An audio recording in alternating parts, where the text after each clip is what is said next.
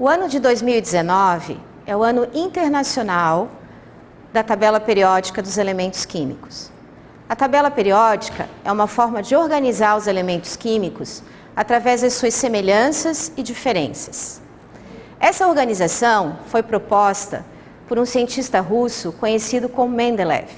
E a partir dos trabalhos desse cientista, houve um grande avanço na ciência moderna, não somente no campo da química, mas também da física e da biologia. Como os nonos anos estudam na disciplina de ciência os elementos químicos que compõem a tabela periódica, durante o ano de 2019, as turmas irão realizar diversos trabalhos relacionados às características desses elementos.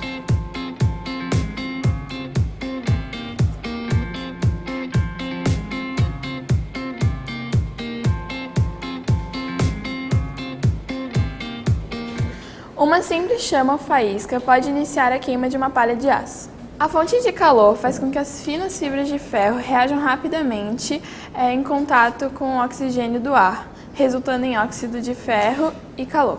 Isso não aconteceria tão facilmente com uma grossa barra de ferro por conta da dificuldade de aquecimento do material e pelo contato do ferro com o oxigênio presente no ar. Dessa forma, podemos formar o ferro fluido misturando o óxido de ferro formado pela palha de aço com um óleo.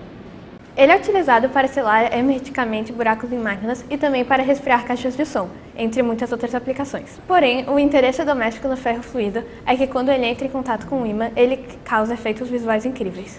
As partículas de óxido de ferro presentes no líquido se ligam fortemente ao óleo, impedindo assim que ele se separe. Quando colocamos o líquido no campo magnético, ocorre uma luta entre as forças do ferro fluido.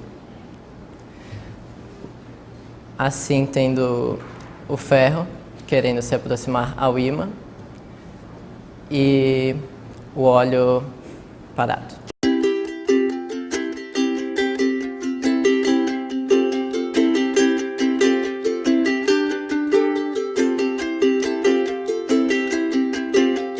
Nessa experiência, vamos utilizar elementos químicos do tipo sódio, silício, oxigênio, cobre, cloro e enxofre.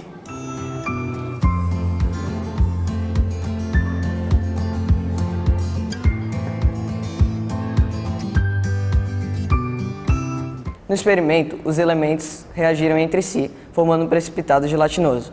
Na química, isso é chamado de jardim de silicatos.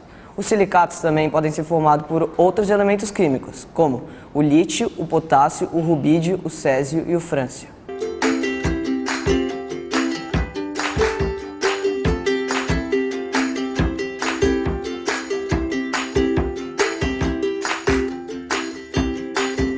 A tabela periódica, eles têm o primeiro contato no nono ano, onde eles começam a estudar física e química, que no ensino médio vai ser mais aprofundado.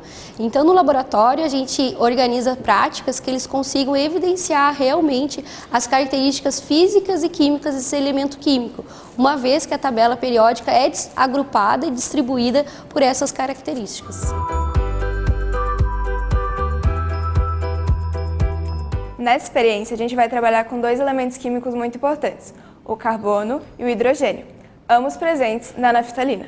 Utilizaremos também o bicarbonato de sódio, que é formado por carbono e sódio. Bom, o gás carbônico apresenta densidade muito menor que a da água. Então, esse conjunto de naftalina e bolhas fica menos denso que a água, fazendo a naftalina flutuar.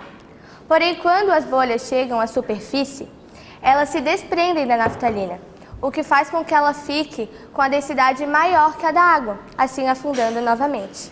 A tabela periódica é dividida em linhas e colunas. As linhas representam os períodos e as colunas representam os grupos ou famílias, que são divididos em três: os metais, os não metais e os gases nobres. Os não metais são, em maioria, encontrados no estado gasoso e sólido, sendo a única exceção o bromo, que é encontrado no estado líquido. E os gases nobres são todos encontrados no estado gasoso. No corpo humano podem ser encontrados diferentes elementos químicos.